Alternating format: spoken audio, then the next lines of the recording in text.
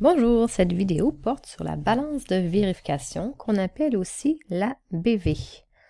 Donc, la balance de vérification, c'est quoi? C'est le solde de tous les comptes. Donc, le solde à une date donnée, le solde de tous les comptes utilisés par l'entreprise. Et on dit de vérification parce que ça nous permet, on va mettre le montant des soldes dans une colonne soit débit, soit crédit. Puis, on veut valider avec ça que les débits sont égaux aux crédits. On va faire la balance de vérification après avoir fait le grand livre, souvent, pour s'assurer que, parce qu'on peut avoir fait des erreurs en transférant l'info au grand livre. Donc, avant de commencer tous nos états financiers puis de nous se rendre compte que ça ne fonctionne pas, on va utiliser la balance de vérification pour être sûr que notre grand livre a été bien fait. On peut aussi utiliser la balance de vérification pour avoir d'un coup d'œil le solde de tous les comptes de l'entreprise. Tandis que si on regardait les états financiers, pour avoir tous les comptes, il faudrait imprimer un état des résultats, un état des capitaux propres et un bilan. Tandis que sur la BV, on a tous les comptes au même endroit. Donc, quand on fait la BV, il y a 3 colonnes. La première colonne, c'est compte. On a la colonne débit. Et on a la colonne crédit. Donc, c'est des colonnes qui reviennent souvent, qu'on soit au journal général, au grand livre, dans la balance de vérification. Il y a juste dans les états financiers qu'on enlève le concept de débit et de crédit. Donc, la balance de vérification, c'est une liste de tous les comptes en ordre. Donc, on commence par tous les actifs, ensuite les passifs, les capitaux, les produits et les charges. Donc, il y a 2 possibilités. Je peux juste lister tous mes comptes ou des fois, on peut se dire, je vais mettre mes actifs en premier. On peut mettre nos titres passifs, capitaux, produits et charges. Et ensuite, inscrire nos comptes en dessous ou on peut juste directement écrire nos comptes. Donc, c'est comme on veut. Si on fait cette méthode-là, on va dire c'est quel compte que j'ai d'actifs. Donc ici, j'ai un tout petit grand livre. Mon compte d'actifs, c'est en caisse. Donc, le compte en caisse, quel est son solde?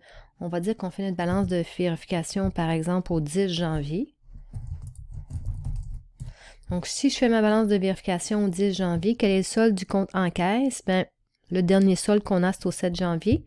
Et le solde est 2100 dans la colonne débit. Donc, je vais aller chercher mon solde au grand livre. Habituellement, les soldes d'actifs, les actifs augmentent au débit, donc on va avoir des soldes débiteurs dans la colonne débit. Les passifs augmentent au crédit, donc la plupart des passifs vont avoir un solde créditeur. Donc, dans mes passifs, quel compte de passif? Donc, passif, c'est ma catégorie. Quel compte de passif que j'ai ici? J'ai le compte fournisseur. Et mon compte fournisseur a un solde de 50 crédits. Donc, je vais écrire le solde dans la colonne crédit puisque le solde, il est au crédit. Est-ce que j'ai des capitaux aussi? Je n'avais pas de capitaux. Ça serait improbable, hein? Toutes les entreprises ont au moins un compte capital, mais je l'ai oublié. Donc, on va continuer. On va aller dans les produits. On va le souligner ici pour que ça soit comme les autres catégories. Les comptes de produits, j'ai le compte service rendu. Les produits augmentent au crédit, donc le solde est au crédit, 2500 que je vais indiquer dans la colonne crédit.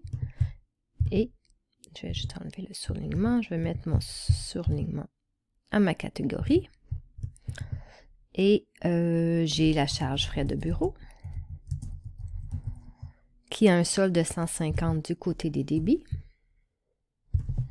Et j'ai un autre compte électricité. Et là, je vais monter ça ici. Électricité qui a un solde de 300 débits. Donc, prenez note, hein, je n'écris pas avec le clavier 300, je lis les cellules entre elles. Comme ça, si en corrigeant mon grand livre, je me rends compte que j'ai écrit 300 mais que c'était 250, je corrige au grand livre et ça va se corriger. Oups, là, je n'avais pas lié. Ah, c'est parce qu'ici, je n'avais pas lié ma cellule. Non, je n'avais pas lié ma cellule dans le grand livre. Mais donc, comme ça, si vous voyez l'importance de lier les cellules, parce que si on fait une correction au journal général, si j'ai tout lier mes cellules. Ma correction du journal général va être corrigée dans le grand livre, dans le solde et dans la BV au même moment. Donc, mais là, je vais retourner à mon 300. Donc, une fois que j'ai écrit le solde de tous les comptes, je fais le total. Donc, la BV est là pour me donner le solde de tous les comptes. Donc, en regardant, là, j'ai le solde de tous mes comptes. Mais elle est là pour vérifier aussi. Donc, qu'est-ce qu'on vérifie? On vérifie que le total des débits soit égal au total des crédits. Donc, je vais me mettre en dessous. Je vais faire la somme. Et je vais sélectionner vraiment dès la première cellule jusqu'à la dernière, même s'il n'y a pas de montant. Donc, 2550 débits. Et là, je vais juste copier ma formule à côté. 2500 crédits. Donc, les deux chiffres sont égaux. Donc, moi, je me mets ici une petite cellule pour valider, pour me faire un indicateur visuel, parce que j'ai besoin que si les deux chiffres ne sont pas égaux, que ça me saute aux yeux qu'il y a une erreur. Donc, je me mets un petit indicateur visuel ici qui fait la différence entre les deux cellules. Donc, il prend la cellule débit, le total des débits, moins le total des crédits, et ça devrait être 0. Je vais même aller faire une règle, et là, je pense que j'avais déjà une règle, donc je vais effacer celle qui était là, et je vais recommencer. Donc, je me mets sur la cellule qui devrait contenir le 0, mise en forme conditionnelle, règle, autre règle, et je dis, si ma valeur de... Donc, je suis sur le deuxième flèche, la deuxième ligne. Si la valeur de cellule est différente de, et j'écris 0 ici, j'aimerais ça qu'il y ait du gros rouge qui me saute aux yeux, donc du remplissage rouge. Je vais mettre OK. OK. Là, il n'y a pas de rouge parce qu'ils sont égaux, le solde est de 0. Mais si j'avais fait une erreur et j'avais mis ici 2510, les débits et les crédits ne sont pas égaux, donc il y a un chiffre ici, et il y a du rouge. Donc, quand je vois le rouge, ça m'indique qu'il y a une erreur. Donc, les cellules de validation sont vraiment importantes parce qu'on fait tous des erreurs, mais il faut se trouver des moyens pour savoir quand on en fait. C'est pas de ne pas faire d'erreur, mais c'est des moyens de trouver, de se valider quand on a fait une erreur. Donc, en gros, la balance de vérification, c'est ça. C'est, j'ai mes soldes de tous les comptes et je valide que les débits soient égaux au crédit. Avec cette information-là, ça me dit que j'ai tout fait mes transferts. Bon, ça ne veut pas dire que j'ai pas d'erreur, mais que j'ai minimisé les erreurs dans mon grand livre. Et je vais prendre cette information-là. Ma prochaine étape, c'est de faire mes états financiers. Donc là, ici, avec l'information, format de la forme, excusez-moi. Avec l'information ici, je vais pouvoir dresser les états financiers à l'aide des soldes de compte. Donc, je prends mes comptes ici pour dresser mes états financiers. Comme j'avais dit plus tôt, moi, j'ai mis les catégories ici. J'aurais très bien pu. Donc là, j'enlève pas les lignes qui a les comptes. J'enlève juste les lignes qui a les titres de catégorie. Donc, supprimer. Décaler les cellules vers le haut.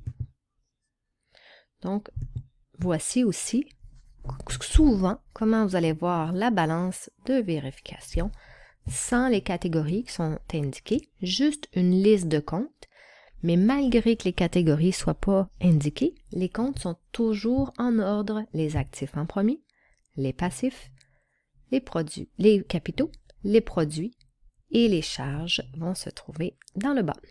Donc, merci beaucoup. Bonne journée.